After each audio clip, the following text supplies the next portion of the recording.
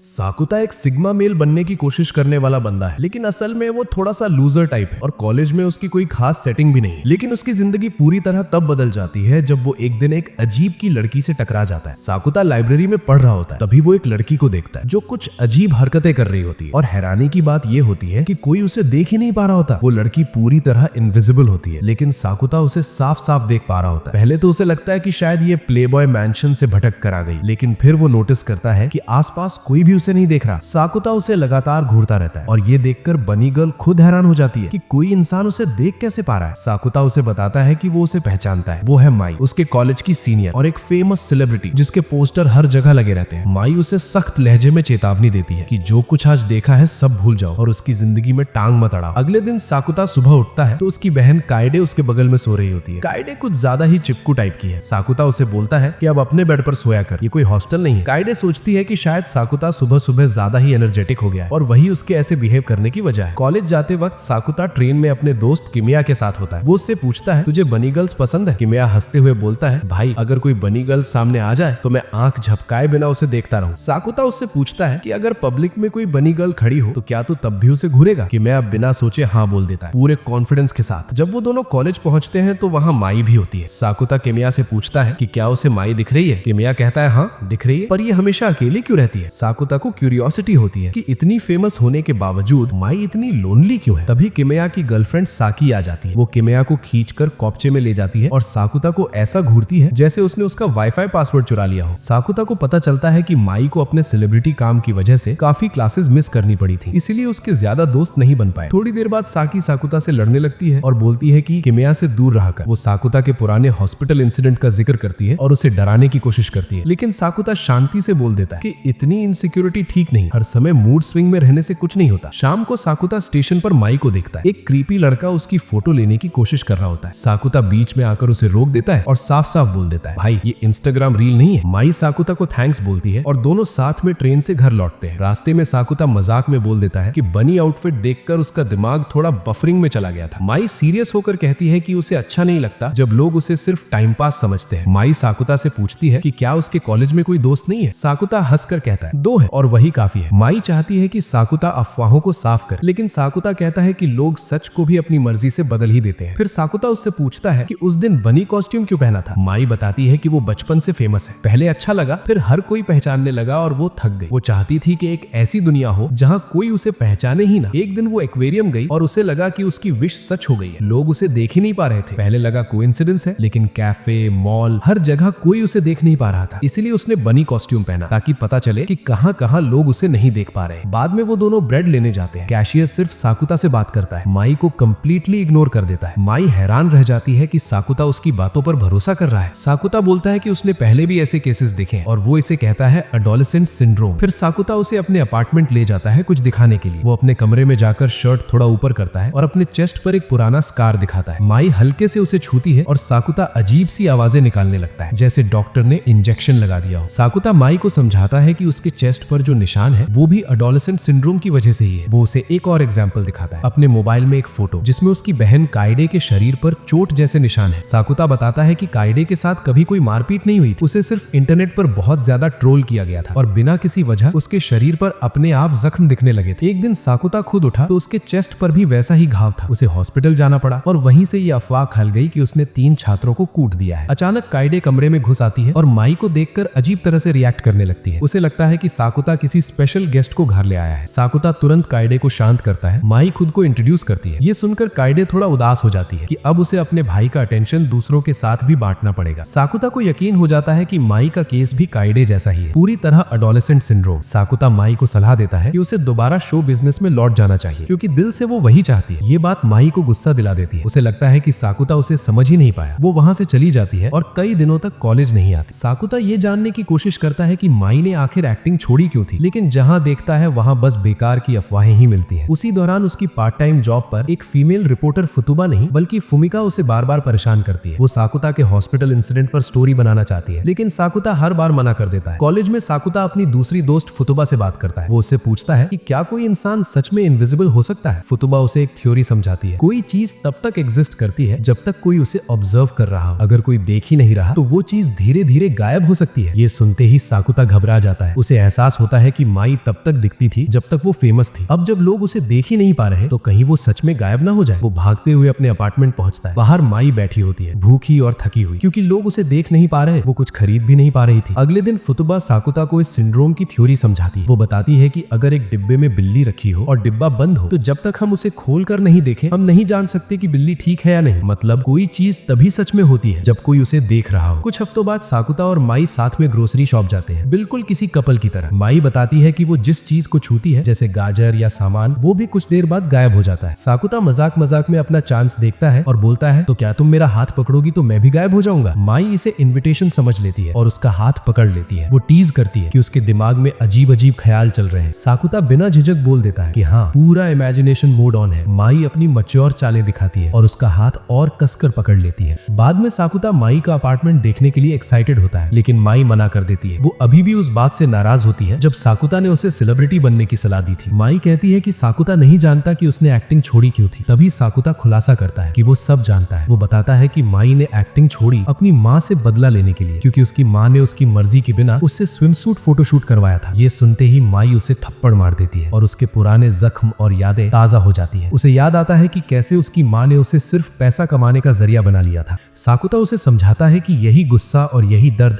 उसकी ताकत बन सकता है और इसी वजह से उसे वापस एक्टिंग में जाना चाहिए। माई उससे पूछती है कि उसे ये सब जानकारी कहां से मिली। साकुता बताता है कि रिपोर्टर फुमिका ने बताया था, जो खुद एडोलेसेंट सिंड्रोम में इंटरेस्टेड रखती है। माई पूछती है कि उसने फुमिका से डील की है। साकुता कहता है हाँ, उसके बदले मैंने अपने चेस्ट के निशान की फोटो दी। माई उसे इडियट कहती है और बोलती है कि अब पापराजी उसके दरवाजे पर डेरा डाल देंगे और काइडे भी परेशान होगी। माई खुद फुमिका को कॉल करती है और एक डील ऑफर करती है। वो कहती है कि साकुता की फोटो पब्लिश मत करना और बदले में उसे माई का एक्सक्लूसिव इंटरव्यू मिलेगा, क्योंकि वो वापस सेलिब्रिटी बनने वाली है। माई मान लेती है कि साकुता की बात सही थी, उसे एक्टिंग पसंद है और वो शो बिजनेस में रहना चाहती है। दोनों उसके अपार्टमेंट तक पहुंचते हैं, जो साकुता के घर के बगल में ही होता है। माई उसे वीकेंड पर साथ हैंग आउट करने को कहती है, लेकिन साफ बोल देती है कि अभी कोई एक्स्ट्रा इमेजिनेशन अलाउड नहीं है। वो चेतावनी देती है, लेट हुआ तो प्लान कैंसिल। डेट की एक्साइटमेंट में साकुता नहाने जाता है और बाथरूम में ही खुशी में चिल्ला देता है। तभी काइडे डरकर अंदर घुस आती है। असल में उसे बस अपने भाई पर नजर मारनी होती है। एक हफ्ते बाद साकुता डेट के लिए निकलता है। रास्ते में उसे पार्क में एक छोटी सी बच्ची रोती हुई दिखती है। वो बच्ची खो चुकी होती है, तो साकुता उसकी मॉम को ढूंढने में मदद करने लगता है। तभी एक लड़की आकर उसे क्रीप समझकर लात मार देती है। साकुता शांति से पूरी बात समझाता है। बच्ची भी साकुता की तरफ से बोल पड़ती है और तब लड़की को अपनी गलती समझ आती है और वो माफी मांग लेती है। वो मजाक में बोलती है, बराबरी के लिए मुझे भी एक किक मार दे। साकुता हल्के से उसकी चीख पर मार देता है और तभी पुलिस आ जाती है। सब क्लियर होने के बाद पुलिस उन्हें छोड़ देती है। इसके बाद साकुता भागते हुए माई से मिलने पहुंचता है। माई नाराज होती है कि उसने उसे वेट करवाया, लेकिन फिर भी डेट पर चलने को कहती है। माई पूछती है, तुम मेरी इतनी केयर क्यों करते हो? साकुता कहता है, जैसे लोग काइडे के सिंड्रोम पर भरोसा नहीं करते, वैसे ही लोग तुम्हें भी इग्नोर करते हैं। मैं आंखें बंद नहीं कर सकता। वो बताता है कि काइडे पर सिर्फ एक ही औरत ने भरोसा किया था और वो वही बनना चाहता है जो वो औरत साकुता के लिए थी। ये सुनते ही माई भड़क जाती है औरत और गुस्से में ट्रेन से उतर जाती है। फ्लैशबैक में साकुता बताता है, कुछ साल पहले समुद्र किनारे उसकी मुलाकात शोको नाम की लड़की से हुई थी। वही थी जिसने काइडे को डिप्रेशन से बाहर निकाला था। साकुता उसी कॉलेज में गया जहाँ शोको पढ़ती थी, लेकिन पता चला कि वो वहाँ कभी थी ही नहीं। साकुता मानता है कि वो शोको से प्यार करता था। ये सुनकर माई को जलन होती है। तभी माई की माँ वहाँ पहुँचती है, क्योंकि माई ने खुद उसे मिलने बुलाया था। लेकिन हैरानी की बात, उसकी माँ अपनी ही बेटी को देख नहीं पाती। वो सीधे साकुता के पास आ जाती है। माई की माँ को याद ही नहीं कि उसकी एक बेटी भी है। साकुता गुस्से में उसे बताने की कोशिश करता है, लेकिन सब बेकार। साकुता आपा खो देता है और कुछ उल्टा सीधा बोलने ही वाला होता है। तभी माई उसे रोक लेती है। इसके बाद उसकी माँ वहाँ से चली जाती है। साकुता हर किसी से पूछता है कि क्या उन्हें माई याद है, लेकिन किसी को भी वो याद ही नहीं होती। वो फुमिका को कॉल करता है, लेकिन उसे भी माई याद नहीं होती। ये सब माई को तोड़ देता है। वो सब छोड़कर जाने का सोचती है, लेकिन साकुता उसे रोकता है। वो कहता है, चलते रहो, किसी ना किसी को याद आ ही जाओगी। माई को भरोसा नहीं होता तो साकुता मजाक में बोलता है, अभी तो मैं हूं ना। दोनों एक ट्रेन से दूसरी ट्रेन लोगों को ढूंढते फिरते हैं जो माई को याद कर सके। माई साकुता से पूछती है, तुम्हें मैं याद हूँ? साकुता उसके बारे में हर छोटी डिटेल गिनाने लगता है, उसकी आदतें, उसका एटीट्यूड, उसकी मुस्कान और हाँ, उसकी बेवकूफ सी प्यारी बातें भी। वो उसका हाथ पकड़ लेता है। माई पहले मना करती है, फिर खुद ही सॉफ्ट पड़ जाती है। दोनों एक होटल में रुकते हैं। माई नहाने जाती है और बोलती है, झांकना मत। साकुता हंसकर बोलता है, पानी की आवाज ही इमेजिनेशन चला देगी। साकुता किमिया को कॉल करता है और माई के बारे में पूछता है। हैरानी की बात, किमिया को माई याद होती है। साकुता तुरंत फुतुबा को कॉल करता है। वो बताती है कि शायद कॉलेज ही एकमात्र जगह है जहाँ लोग माई को याद रखते हैं। रास्ते में साकुता और माई कुछ कपड़े और जरूरी सामान लेने जाते हैं। हालात अजीब होते हुए भी दोनों इस छोटी सी ट्रिप को एंजॉय करते हैं। सकुता वादा करता है, मैं तुम्हें कभी नहीं भूलूंगा, अगर ऐसा हुआ तो मैं अपनी किस्मत से लड़ जाऊंगा। रात को दोनों को नींद नहीं आती। माई धीरे से कहती है, शायद किस कर ले। सकुता ऐसे कुछ ज्यादा ही गलत समझ लेता है और पूरा मूड बिगाड़ देता है। उसकी फर्स्ट किस का चांस वहीं खत्म हो जाता है। सोने से पहले माई सकुता को थैंक्स बोलती है कि उसने उसका साथ नहीं छोड़ा। अगली सुबह सकुता उठता है तो बगल में माई एक मेड आउटफिट में खड़ी होती है। सकुता बोलता है, अब नींद कैसे आएगी। कॉलेज लौटने पर और भी लोग माई को नहीं देख पाते। माई अपने क्लासमेट से पूछती है लेकिन किसी को याद नहीं होता। फुतुबा सकुता को बताती है कि अब किमिया भी माई को भूल चुका है। तभी दूसरे दिन वाली लड़की कोगा सामने से गुजरती है। सकुता माई के बारे में पूछता है लेकिन वो और उसकी फ्रेंड्स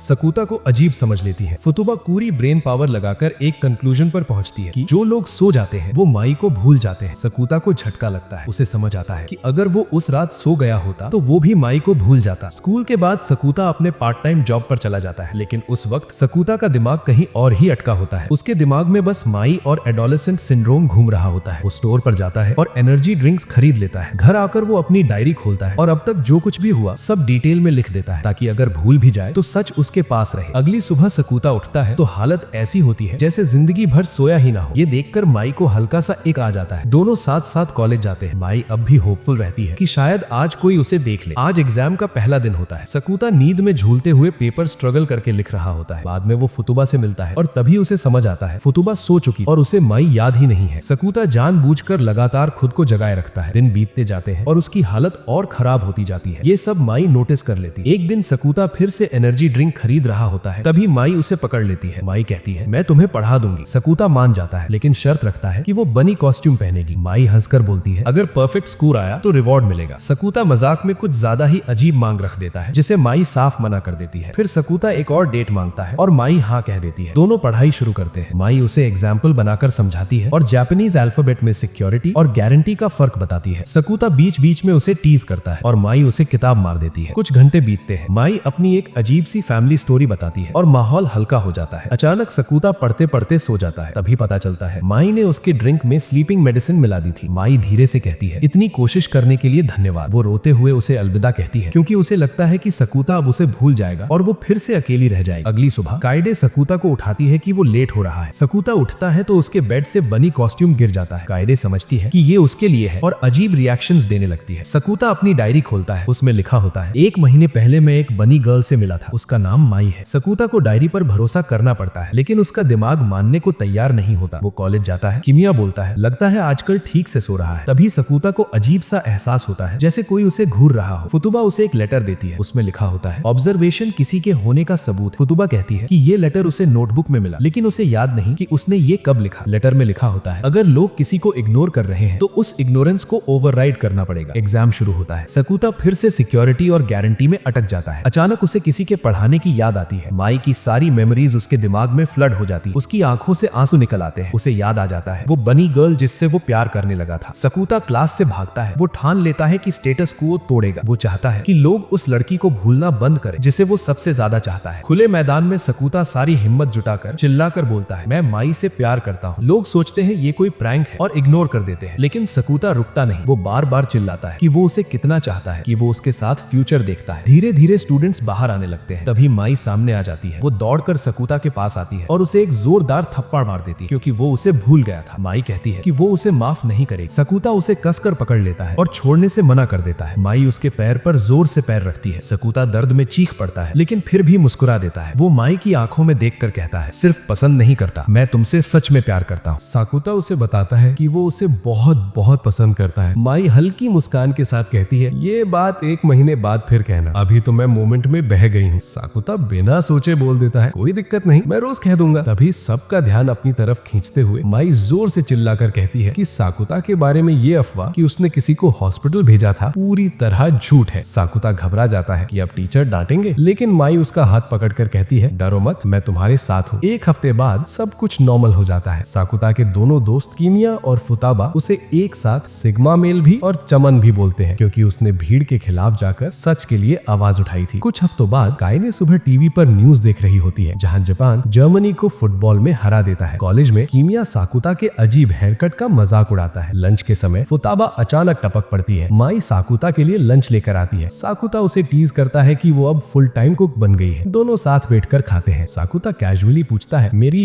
गर्लफ्रेंड बनेगी? माई इग्नोर करके बोलती है, तुम रोज आई लव यू बोल बोलकर मेरे कान पका चुके हो। फिर वो बात बदल देती है और बताती है कि उसे एक एक्टिंग जॉब मिला है जिसमें किसिंग सीन भी है। ये सुनते ही साकुता घबरा जाता है। वो बोलता है, ये रोल मना कर दो, तुम्हारे अपर और लोअर लिप्स दोनों रिजर्व्ड है। माई हंसते हुए कहती है, कोई बात नहीं, तुम तो मुझे पहले किस कर चुके हो। लेकिन साकुता को वो किस याद ही नहीं आती। माई थोड़ा डिसअपॉइंटेड हो जाती है। वो पूछती है, एक और किस चाहिए? साकुता बिना सोचे हाँ बोल देता है। माई उसे आंखें बंद करने को कहती है, पास आती है और फिर प्रैंक करके पीछे हट जाती है। फिर वो उसे शांत करते हुए बताती है कि उस जॉब में वो किस माई नहीं कोई और एक्ट्रेस करेगी। साकुता उदास हो जाता है और बोल देता है, ऐसे ही चलता रहा तो शायद मेरा क्रश उतर जाए। माई चौंक जाती है। यही मौका देखकर साकुता फिर पूछता है, तो गर्लफ्रेंड बनेगी? माई पूरी लाल हो जाती है और क्यूट सी शक्ल बनाकर हाँ कह देती है। साकुता के अंदर का लोनर खुशी से उछल पड़ता है। अगले दिन फिर वही न्यूज, जापान ने जर्मनी को हरा दिया। कायदे को कुछ अजीब नहीं लगता, लेकिन साकुता को डेजावू सा फील आता है। कॉलेज में फिर वही सीन, कीमिया हेयर कट रोस्ट करता है। फुताबा अचानक आ जाती है। साकुता को शक होता है, लेकिन कीमिया कहता है कि आज पहली बार ऐसा हुआ है। पूरा दिन कल जैसा ही रिपीट होता है। लंच में माई फिर से वही जवाब देती है। इस बार साकुता शॉर्टकट लेता है। पहले माई को टीज करता है, फिर सीधे गर्लफ्रेंड वाला सवाल पूछता है। माई फिर से हाँ कह देती है। बाद में साकुता एक लड़के को कोगा को परेशान करते देखता है, लेकिन इस बार वो बिना केयर किए आगे बढ़ जाता है। अगले दिन फिर वही दिन शुरू। अब साकुता फुताबा से सलाह लेता है। फुताबा शक जताती है कि ये भी एडोलेसेंट सिंड्रोम हो सकता है। वो लाप्लास के डेमन का कॉन्सेप्ट समझाती है कि अगर कोई हर एटम की पोजीशन जान ले तो वो फ्यूचर कैलकुलेट कर सकता है। उन्हें लगता है कि साकुता के अलावा कोई और भी है जो दिन को बार बार रीसेट कर रहा है। साकुता अब ध्यान से देखने लगता है कि कौन अलग बिहेव कर रहा है। वो एक क्लासरूम में जाता है और वहाँ कोगा को देखता है। साकुता तुरंत समझ जाता है। वो उससे पूछता है, आज तुम कितनी बार जी चुकी हो? कोगा को राहत मिलती है कि वो अकेली नहीं है, लेकिन उसे भी नहीं पता कि हो क्या रहा है। साकुता उससे पूछता है कि क्या हाल ही में उसके साथ कुछ स्ट्रेसफुल हुआ है। वो एडोलेसेंट सिंड्रोम का नाम लेता है। कोगा हंसकर कहती है, ये सिंड्रोम विंड्रोम सरकारी स्कैम है ताकि लोग बेवकूफ भरी फोटो ऑनलाइन डालें। अचानक कोगा साकुता को टेबल के नीचे खींच लेती है किसी से छुपने के लिए। दोनों एकदम चुप रहते हैं। वो लड़का इधर उधर देखता है और चला जाता है। कोगा बताती है कि उस लड़के का नाम मायदा है और उसकी दोस्त रेना मायदा पर पूरी तरह फिदा है और फ्यूचर के सपने देख रही है। लेकिन मायदा को रेना से कोई खास मतलब नहीं होता। वो बस टाइम पास के लिए डेट करना चाहता है। खुद कोगा को भी वो पसंद नहीं है। साकुता कोगा से कहता है कि मायदा को साफ मना कर दे, लेकिन कोगा डर जाती है कि कहीं लोग उससे दूरी न बना ले। इसी बीच कोगा जरा ज्यादा तेज बोलने लगती है और तभी मायदा क्लास में घुस आता है। उसे लगता है कि साकुता और कोगा कुछ ज्यादा ही पास बैठे हैं। वो अंदर ही अंदर टूट जाता है। उसी पल माई भी वहाँ पहुँच जाती है और वही सीन देख लेती है। साकुता समझाने की कोशिश करता है, लेकिन माई गुस्से में बोलती है, मैं बाद में हिसाब लूंगी, और वहाँ से चली जाती है। साकुता को लगता है कि दिन तो फिर से रीसेट हो जाएगा, लेकिन अगला दिन आता है और रीसेट नहीं होता। तभी साकुता को एहसास होता है कि इस बार किस्मत ने धोखा दे दिया। साकुता और फुताबा लाप्लास के डेमन पर फिर से बात करते हैं और कंक्लूजन निकालते हैं कि असली कारण कोगा है। साकुता नोटिस करता है कि फुताबा का मूड खराब है। वो बताती है कि उसे कीमिया पर क्रश है, जबकि उसकी पहले से गर्लफ्रेंड है। फुताबा चेतावनी देती है कि अगर माई को साकुता और कोगा की गलत फहमी समझ आ गई तो कोगा भी वही समझ लेगी और दिन फिर से लूप में चला जाएगा। कुछ समय बाद कोगा साकुता और कीमिया की पार्ट टाइम जॉब पर नई एम्प्लॉय बनकर आ जाती है। शिफ्ट के दौरान कोगा की दोस्त साकुता से पूछताछ करती है कि क्या वो कोगा का बॉयफ्रेंड है। साकुता समझ जाता है कि बड़ा मिसअंडरस्टैंडिंग चल रहा है। बाद में कोगा साकुता से कहती है कि वो कुछ समय के लिए उसका फेक बॉयफ्रेंड बन जाए। साकुता मना करता है क्योंकि उसका दिल पूरी तरह माई पर टिका है, लेकिन कोगा गिड़गिड़ाने लगती है। उसे डर है कि अगर वो अकेली दिखी तो दोस्त उसे छोड़ देंगे और वो बिल्कुल अकेली रह जाएगी। उसकी बातें साकुता को कायदे की याद दिला देती है। आखिरकार साकुता मान जाता है। कोगा देर नहीं करती और तुरंत फेक डेट प्लान कर लेती है ताकि दोस्तों को दिखा सके कि सब नॉर्मल है। उस रात नहाते वक्त साकुता के दिमाग में अजीब अजीब ख्याल आते हैं, लेकिन वो खुद को समझाता है। तभी टीवी पर माई का एक एडवर्टाइजमेंट आ जाता है और उसी पल रियल माई उसके अपार्टमेंट में आ जाती है। माई गुस्से में पूछती है कि कोगा के साथ आखिर चल क्या रहा है। वो साकुता को सीधे सवालों की कुर्सी पर बैठा देती है। साकुता साफ साफ बताता है कि कोगा की हालत उसे कायदे जैसी लगी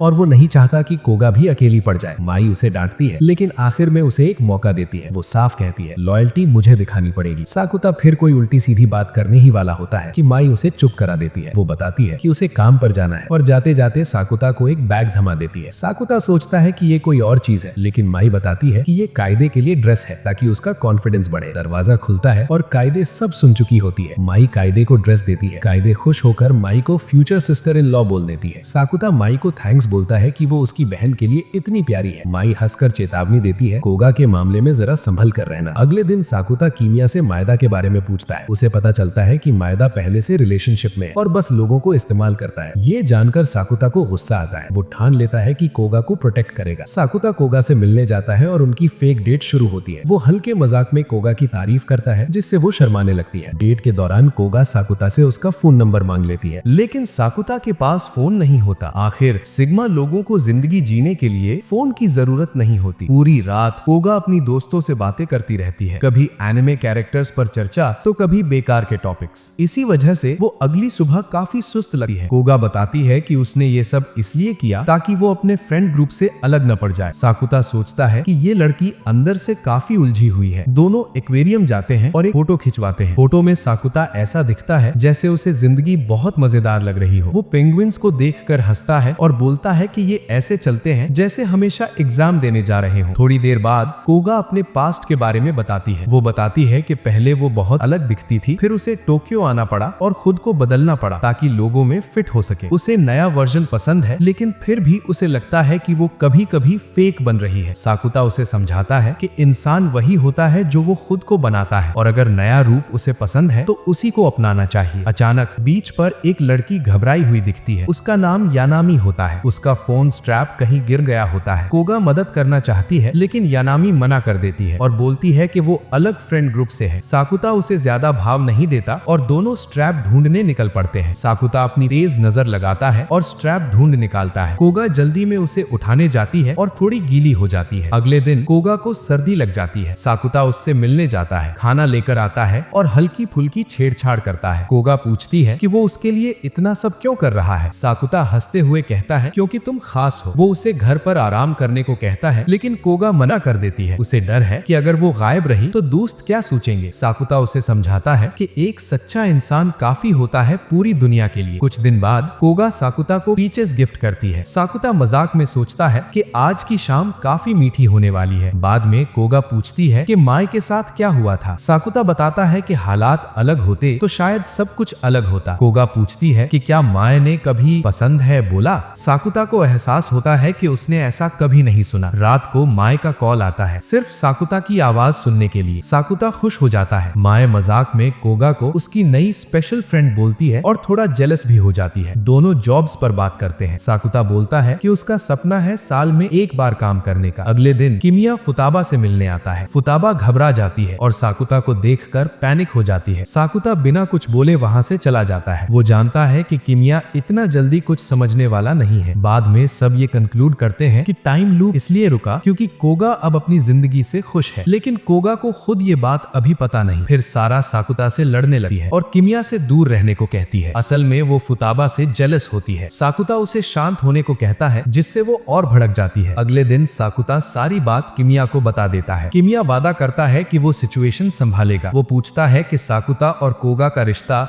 सच है या नहीं। साकुता हाँ बोल देता है। किमिया बताता है कि मायदा कोगा के बारे में गलत अफवाहें फैला रहा है। ये सुनकर साकुता को गुस्सा आ जाता है। रात को माए का मैसेज आता है कि उसे उसकी याद आ रही है। साकुता उसे कॉल करने ही वाला होता है, लेकिन साकुता थोड़ा गिल्ट महसूस करता है और कॉल करने से रुक जाता है। अगले दिन कोगा अपने दोस्तों से थोड़ा पीछे पीछे अकेली चल रही होती है। कॉलेज पहुंचकर साकुता उसे एक कोने में अकेले बैठा देखता है। उसके बारे में अफवाहें फैल चुकी होती हैं और अब लोग उसे इग्नोर करने लगे होते हैं। तभी मायदा अपने बेकार दोस्तों के साथ वहां आ जाता है और उल्टा सीधा बोलने लगता है। साकुता शांत आवाज में बोलता है, इतनी बकवास क्यों कर रहा है, इतनी इनसिक्योरिटी किसी के लिए ठीक नहीं। मायदा गुस्से में साकुता को धक्का देता है, लेकिन साकुता गिरता नहीं। वो सीधा खड़ा होता है, मुट्ठी कसता है और बोलता है अब बस। अगले ही पल साकुता एकदम हीरो मोड में आ जाता है। एक तेज किक और मायदा जमीन पर। पूरा कॉलेज ये सीन देख रहा होता है। साकुता उसे चेतावनी देता है, अगली बार मुंह खोला तो याद रखना। फिर वो कोगा का हाथ पकड़ता है और दोनों वहां से निकल जाते हैं। थोड़ी दूर आकर कोगा की हिम्मत टूट जाती है। वो भावुक हो जाती है। साकुता बोलता है, मैंने वादा किया था जब तक ये सब खत्म नहीं होता मैं तुम्हें अपनी गर्लफ्रेंड की तरह ट्रीट करूंगा। उसी वक्त कोगा को रेना का मैसेज आता है। रेना बताती है कि अब उसकी प्रॉब्लम खत्म हो गई है। कोगा घबरा जाती है और हकलाते हुए अपनी सच्चाई बताती है। साकुता जोर जोर से हंस पड़ता है। वो कहता है, मैंने कभी उन अफवाहों पर यकीन नहीं किया। कोगा रुक जाती है। वो पूछती है, मैं तुम्हारा कर्ज कैसे चुकाऊं। साकुता मुस्कुरा मुस्कुरा कर कहता है, बस मेरी दोस्त बने रहो। ये सुनकर कोगा खुद को और भी उसके करीब महसूस करती है। अगले दिन साकुता मिस सावा को स्टेशन पर देखता है, लेकिन उसे इग्नोर करके ट्रेन में चढ़ जाता है। कॉलेज में लोग उसके बारे में गॉसिप कर रहे होते हैं। कोगा और उसकी दोस्त साकुता को मुस्कुराते देखती है और उनकी हल्की हंसी छूट जाती है। साकुता समझ जाता है कि अब अचानक ब्रेकअप किसी को बिलीवेबल नहीं लगेगा। अगले दिन माए साकुता की पढ़ाई में हेल्प कर रही होती है, लेकिन साकुता का मन भटक रहा होता है। माए सख्त आवाज में पूछती है, फ्यूचर का क्या प्लान है? साकुता बोल देता है कि वो कॉलेज जाना चाहता है। माए खुश हो जाती है। वो बताती है कि उसका भी वही सपना है और वो चाहती है कि साकुता भी उसके साथ उसी यूनिवर्सिटी में जाए। साकुता थोड़ा हेजिटेंट होता है क्योंकि उसके मार्क्स इतने अच्छे नहीं हैं। तभी माए अपना बनी आउटफिट पहन लेती है। साकुता अचानक एक्स्ट्रा मोटिवेटेड हो जाता है और ठान लेता है कि एग्जाम में टॉप करेगा। वो पूछता है, आज इतनी स्वीट क्यों हो? माए मुस्कुरा कर कहती है कि उसे अच्छा लगा जिस तरह साकुता ने कोगा का साथ दिया। साकुता फिर अपनी यूजुअल टीजिंग शुरू कर देता है। माए उसके गाल खींच लेती है और बोलती है, ज्यादा मत उछलो। अगले दिन साकुता और कोगा